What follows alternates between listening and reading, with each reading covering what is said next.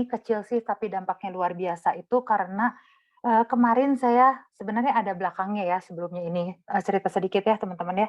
Ini tuh karena, banyak para member saya yang baru gitu. Nah mereka itu selalu bertanyanya seperti ini gitu, "Kalau saya gabung dengan Atomy, itu apa sih sesudahnya yang saya harus lakukan?" Gitu. Dan kemudian saya juga kan, melihat bahwa banyak sekali ya orang-orang yang sudah ada di Atomy gitu. Kalau ditanya, "Sudah berapa lama di Atomy?" "Udah setahun," gitu kadang-kadang, "Sudah setahun setengah." Cuman kadang-kadang mereka memang, tidak tahu gitu hal-hal yang kecil yang nanti dampaknya luar biasa sehingga, bisnis Atomy mereka itu biasa-biasa saja gitu ya. Jadi semoga yang ini, yang saya sharing-kan ini akan membantu ya. Nah, next ya, Ci. Nah, ini ya teman-teman, jadi sebelum kita, ngapa-ngapain dulu gitu teman ya, jadi teman-teman ya, di sini kan saya, pasti teman-teman tahu kan ya kalau di Atomy itu kita menggunakan filosofinya itu bayi. Nah, seperti bayi itu juga, sebelum pada waktu kita bergabung dengan Atomy pasti teman-teman punya banyak sekali ekspektasi ya gitu. Nah, kalau bayi kan begitu pertama keluar ke dunia itu kan dia pasti, berpikirnya positif gitu, terus udah gitu kadang-kadang bayi juga kan dia nggak tahu apa-apa gitu. Nah, bisa dilihat ya dari gambar itu kan dia tuh pertama pasti dia nalungkup ya teman-teman ya. Kemudian dia mulai melata gitu, dia mulai duduk, nah dia mulai merangkak, nanti dia mulai mulai berjalan, belajar berjalan dan berjalan gitu. Nah, di sini itu setiap kali kita bertemu dengan partner yang baru, nah ini biasanya kalau kita bertanya pada mereka, nah saya sekarang mau tanya ya ke teman-teman ya, berapa banyak ketika kita bilang ini, Atomy ini ada bisnisnya loh, terus mereka memberikan sejuta alasan. Nah, sejuta alasannya biasanya tidak berhubungan dengan Atomy-nya, tapi berhubungan dengan menjelekkan diri sendiri. Nah, sekarang ya, siapa orang-orang di sini nih yang waktu kita menawarkan bisnis Atomy, terus, member itu, si calon membernya bilang, "Aduh saya tidak punya teman." Jadi ketik satu ya, "Saya tidak punya teman, saya tidak punya jaringan, saya tidak bisa jualan, saya tidak," terus udah gitu apa ya yang paling banyak alasannya, "Saya sibuk, saya harus ngurus anak," Nggak punya gitu. waktu. "Saya tidak punya waktu, saya harus cuci mobil." Itu yang paling saya ingat, pas saya harus cuci mobil. Karena itu langka itu. Nah, tidak boleh sama suami, ada gitu ya. Nah, biasanya kalau enggak, biasanya mereka bilang gini, "Nggak mungkin, Ci, saya sih nggak pernah berhasil. Saya apa-apa juga nggak bisa." Nah, udah kelihatan ya ini banyak banget yang ngetik satu ya, penuh semangat pasti ini ya. Karena kita kayaknya apalagi yang udah 4 tahun gitu, menjalankan Atomy pasti kita sering lah dengar ini. Nah, biasanya juga kalau para partner saya gitu, mereka ada beberapa partner saya itu mereka selalu ingin berhenti hanya karena mereka membanding-bandingkan diri mereka sendiri gitu. Bukan saya ya, teman-teman ya, yang ngebanding-bandingin, tapi mereka gitu. Kenapa? Karena media sosial. Jadi kadang-kadang teman-teman juga lihat ya, gitu. Kadang kita ngelihat, wah si ini gitu masuk 2019 misalnya. Saya masuk Atomy 2018. Tapi kenapa ya dia sudah misalnya diamond? Wah saya kok agen aja gitu. Nah, kadang-kadang teman-teman itu disitulah ya kalau kita itu harus selalu berpikir positif seperti ya seorang bayi gitu. Kita jangan membandingkan usaha awal kita gitu. Jadi kita itu masuk bersama-sama seperti bayi gitu. Nah, kita jangan bandingkan, wah kayak sekarang saya melihat Ibu Aprinda ya, wah dia sudah begini gitu. Bandingkan sama saya, kemudian saya minder gitu ya. Nah, jangan membandingkan usaha saya dengan usaha beliau gitu. Karena kadang-kadang apalagi membandingkan, teman-teman yang baru masuk gitu ya dengan, para leader yang sudah lama di Atomy. Karena usaha awal teman-teman itu tidak adil kalau teman-teman bandingkan dengan usaha kami pada diri teman-teman sendiri gitu. Kalau kaminya sih cuek-cuek aja gitu ya, dibanding-bandingkan. Tapi kalau member baru misalnya, teman-teman itu memberikan contoh, ini juga salah satu contoh para leader saya yang saya kadang-kadang ngelihat gitu. Ini yang membuat calon member itu malah jadi patah semangat, yaitu gini, "Tuh lihat ya, kok si leader yang ini gitu barusan masuk 3 bulan, tapi dia sudah pairing 10 kali. Kamu juga bisa, ayo come on." Nah gitu. Nah kadang-kadang kita tidak sadar sebagai leader gitu ya, kita kadang-kadang tidak sadar bahwa, kita terlalu mempush seorang bayi gitu. Jadi jangan terlalu kita berpikir positif, tapi juga jangan membandingkan usahanya seseorang dengan calon member kita atau leader kita sendiri gitu ya. Nah, kemudian kita sebagai seorang calon member gitu atau kita baru masuk ke Atomi, kita harus adil pada diri kita sendiri. Yaitu yang pertama, kita harus berhenti mencari alasan ya teman-teman.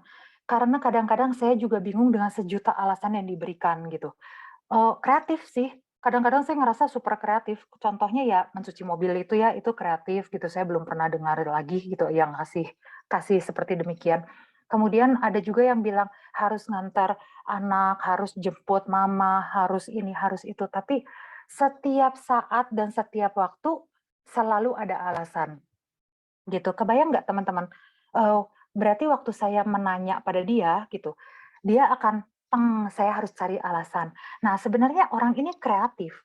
Kebayang nggak ya kalau misalnya, waktu yang dia gunakan untuk mencari alasan, untuk diberikan kepada saya, dia gunakan untuk mencari promosi. Misalnya dia bikin, apa ya, tulisan vitamin C, apa-apa. Nah, mungkin dia sekarang sudah jadi sales master gitu ya. Jadi yang harus teman-teman lakukan ketika bertemu dengan member atau calon member, atau teman-teman sendiri sebagai calon member ya, yaitu berhenti membuat alasan.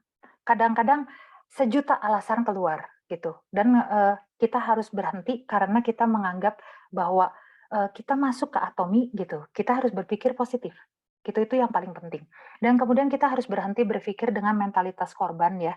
Karena begini teman-teman, ini juga bagus untuk teman-teman sendiri karena tidak ada orang yang suka berdekatan dengan orang yang negatif dan juga selalu berpikirnya itu korban terus. Jadi kalau misalnya dia diperlakukan tidak adil, misalnya masuk ke dalam satu jaringan, kemudian dia merasa bahwa wah sponsornya kok pilih kasih ya. Nah kemudian bukannya dia berusaha untuk menonjolkan diri gitu ya. Jadi kalau saya itu selalu berpikir demikian, apabila sponsor kita lebih sayang dengan yang A gitu ya, mungkin karena dia melihat sesuatu yang dia tidak lihat di kita. Nah, bagaimana kalau kita itu membuat diri kita itu jadi lebih positif gitu. Kita membuat diri kita itu terlihat di mata sponsor kita. Bukannya kita malah jadi korban terus ya. Kita selalu merasa bahwa dia itu nggak lihat saya selalu diginiin, saya berhenti saja. Nah itu sebaiknya jangan, karena kalau mentalitas korban itu teman-teman, bukan hanya di Atomi ya, tapi di seluruh bidang kehidupan pun kalau teman-teman mempunyai pikiran seperti ini, selalu cari alasan, selalu punya mentalitas korban, maka tidak akan bisa kemana-mana gitu ya teman-teman itu.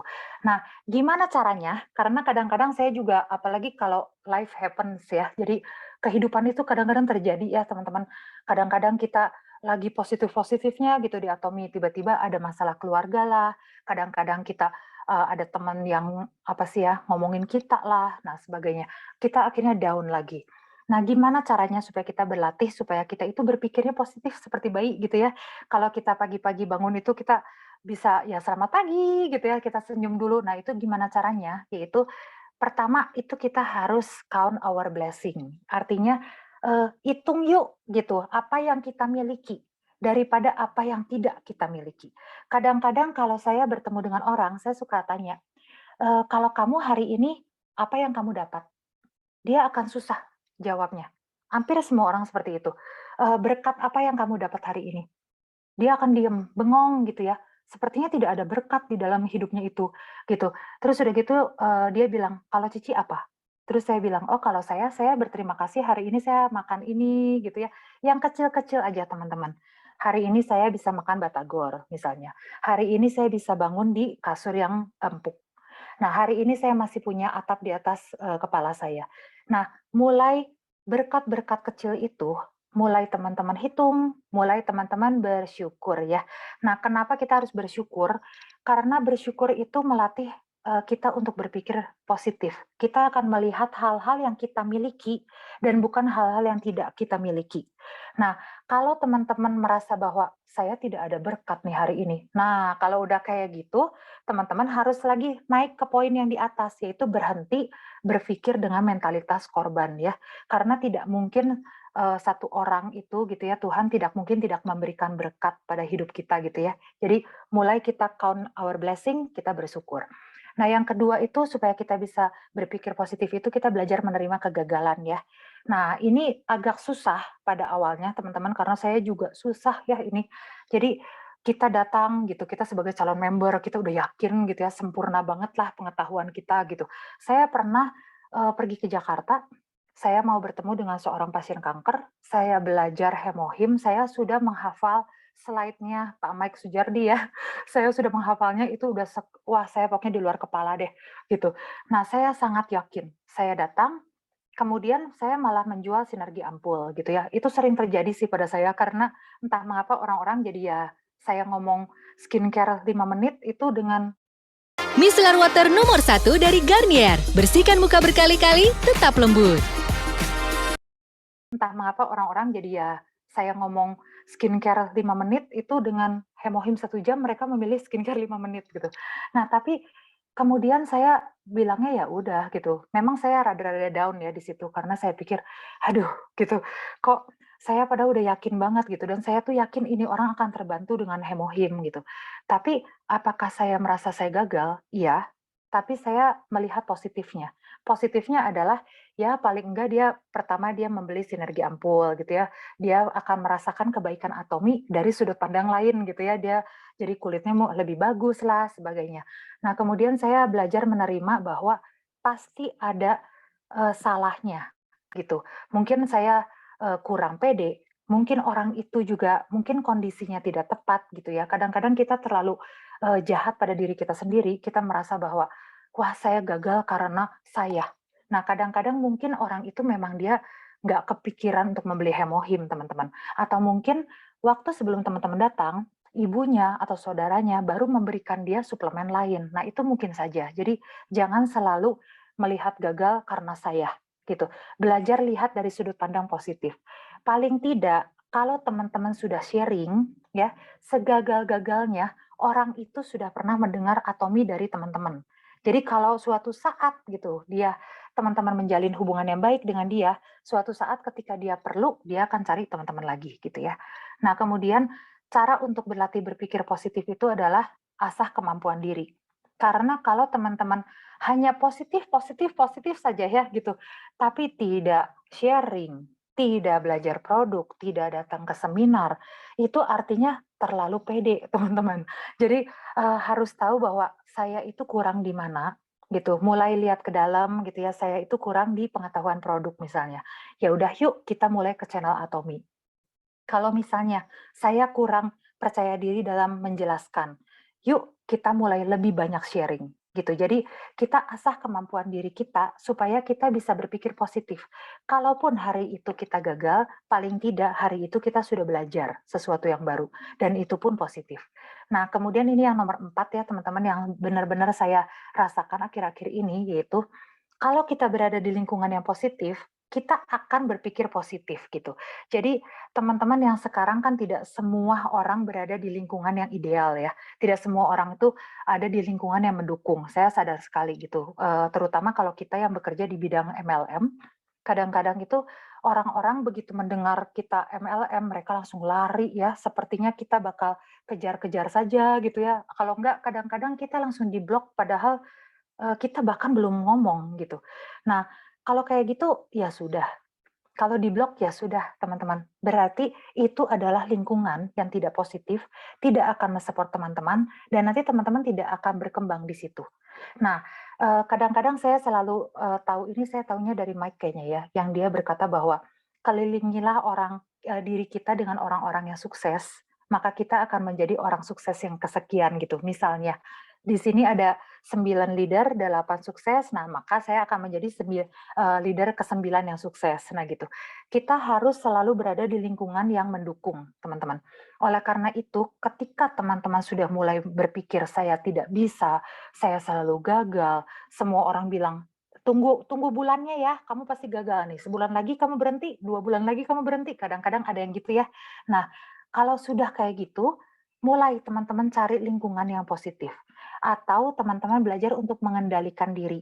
Karena begini ya teman-teman ya, kita itu yang memiliki kendali terhadap pikiran kita dan perkataan kita sendiri, bukan orang lain. Jadi orang lain bisa berkata kita akan gagal, kita akan menderita, kita akan sengsara. Tapi kalau kita yakin bahwa kita akan jalan, kita akan sukses, kita akan bisa membantu semua orang, maka semua perkataan mereka itu tidak ada artinya. Oleh karena itu, teman-teman harus berada di lingkungan positif atau teman-teman belajar untuk tidak mendengarkan kata-kata negatif dari orang lain ya. Nah, next ya, Ci.